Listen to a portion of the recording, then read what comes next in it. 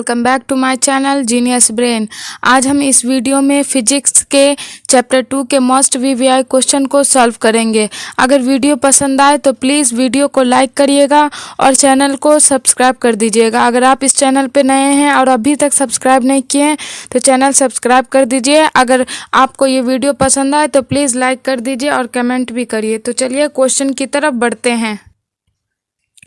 तो question number 1 है, मानव नेत्र के किस भाग पर किसी वस्तु का प्रतिबिंब बनता है। मानव नेत्र का कौन सा भाग है जिस पर किसी वस्तु का प्रतिबिंब बनता है। तो ऑप्शन ए है कॉर्निया, बी है परितारिका, सी है पुतली और डी है रेटिना या दृष्टि पटल। तो एक का जो सही आंसर हो जाएगा दोस्तों वो हो जाएगा डी, रेटिना या दृष्टि पटल पर ही किसी मानव नेत्र में किसी भी वस्तु का प्रतिबिंब बनता है। तो चलिए आगे बढ़ते हैं क्वेश्चन नंबर 2 की तरफ। क्वेश्चन नंबर 2 है, विटामिन तारों के टिमटिमाने की व्याख्या किस सिद्धांत पर आधारित है। जो तारे टिमटिमाते हैं वो व्याख्या के कौन से सिद्धांत पर आधारित है। ए है अपवर्तन के सिद्धांत पर, बी है प्रकीर्णन के सिद्धांत पर, सी है वर्ण विक्षेपण का सिद्धांत, डी है इनमें से कोई नहीं। अगर आपको इसका आंसर पता है तो प्लीज़ कमेंट बॉक्स में बताइए। तो 2 का सही आंसर हो जाएगा ए। क्या हो जाएगा? ए, अपवर्तन के सिद्धांत पर ही तारों का टिमटिमाने का व्याख्या है। तो चलिए आगे बढ़ते हैं क्वेश्चन नंबर 3 की तरफ। क्वेश्चन नंबर 3 है, नेत्र लेंस की फोकस दूरी अधिक हो जाने से कौन सा दृष्टि दोष होता है। जो नेत्र का जो लेंस है उसकी फोकस दूरी अधिक हो जाने पे यानी बढ़ जाने पे कौन सा दृष्टि दोष होता है। ऑप्शन ए है निकट दृष्टि दोष, बी है दूर दृष्टि दोष, सी है जरा दूरदर्शिता और डी है इनमें से कोई नहीं। तो ऑप्शन जो इसका जो 30 का सही आंसर हो जाएगा बी। क्या हो जाएगा? बी, दूर दृष्टि दोष। क्या हो जाएगा? दूर दृष्टि दोष।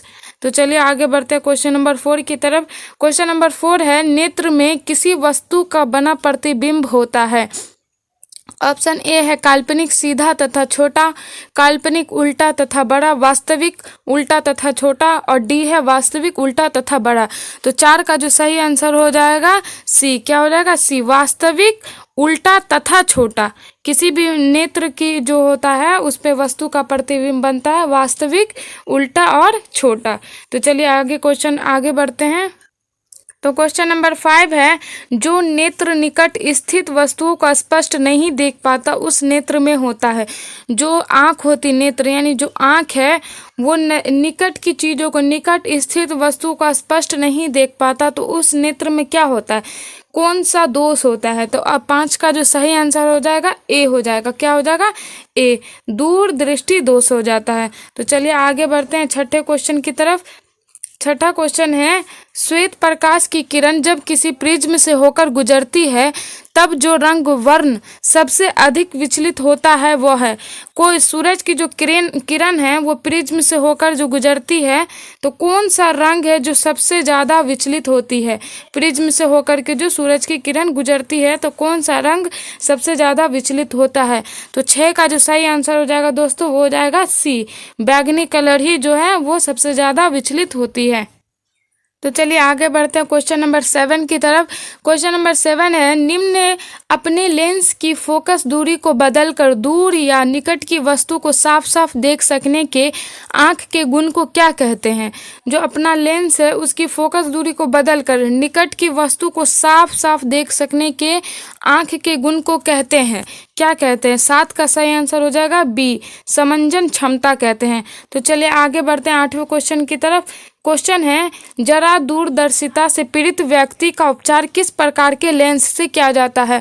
तो 8 का सही आंसर हो जाएगा बी। क्या हो जाएगा? बी हो जाएगा, बाईफोकल के द्वारा ही जरा दूरदर्शिता से पीड़ित रोगों का इलाज होता है। तो चलिए आगे बढ़ते हैं। एक स्वस्थ मानव नेत्र के लिए निकट तथा दूर बिंदु क्रमशः होते हैं। कम से कम वो 25 सेंटीमीटर की नज़दीक की चीज़ को देख सकता है और दूर से दूर अनंत तक देख सकता है। तो चलिए आगे बढ़ते हैं 10वें क्वेश्चन की तरफ। तो क्वेश्चन नंबर 10 है, विभिन्न दूरियों पर की वस्तु के प्रतिबिंब को फोकस करने के लिए आंख के लेंस की फोकस दूरी परिवर्तित होती है। जो विभिन्न दूरियों पर वस्तुओं के प्रतिबिंब को फोकस करने के लिए आंख के लेंस की फोकस दूरी परिवर्तित होती, किसके द्वारा जो है वो आंख की फोकस दूरी परिवर्तित होती है? तो 10 का सही आंसर हो जाएगा सी। क्या हो जाएगा? सी। सिलियरी पेशियों द्वारा ही आंख का जो फोकस दूरी है वो परिवर्तित होता है। तो चलिए आगे बढ़ते हैं क्वेश्चन नंबर 11वां की तरफ। वो है, जो नेत्र दूर स्थित वस्तुओं का स्पष्ट नहीं देख पाता उस नेत्र में होता है। जो नेत्र जो है वो दूर की चीज़ों को साफ साफ नहीं देख पाता है, उसे कौन सा दोष होता है? तो 11 का सही आंसर हो जाएगा बी। क्या हो जाएगा? बी, निकट दृष्टि दोष। तो चलिए आगे बढ़ते हैं। अगला क्वेश्चन है, किस दृष्टि दोष में किसी वस्तु का प्रतिबिंब रेटिना के आगे बनता है? कौन सा दृष्टि दोष है जिसका प्रतिबिंब जो है वो रेटिना के आगे बनता है? तो 12 का सही आंसर हो जाएगा ए। क्या हो जाएगा? ए, निकट दृष्टि दोष में। तो चलिए आगे बढ़ते हैं 13वें क्वेश्चन की तरफ।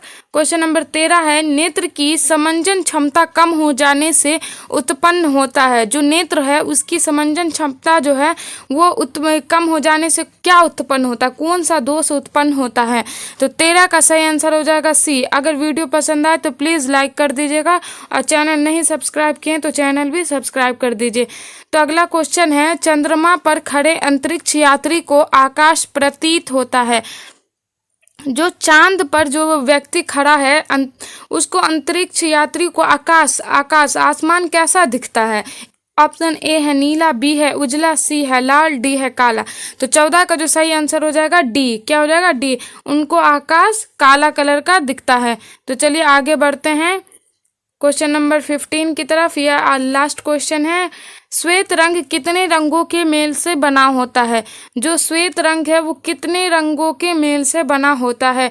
इसका जो सही आंसर हो जाएगा दोस्तों वो हो जाएगा डी, 7 रंगों के मेल से बना होता है। अगर वीडियो पसंद आए तो प्लीज़ लाइक कर दीजिए और चैनल को सब्सक्राइब कर दीजिए। Thank you.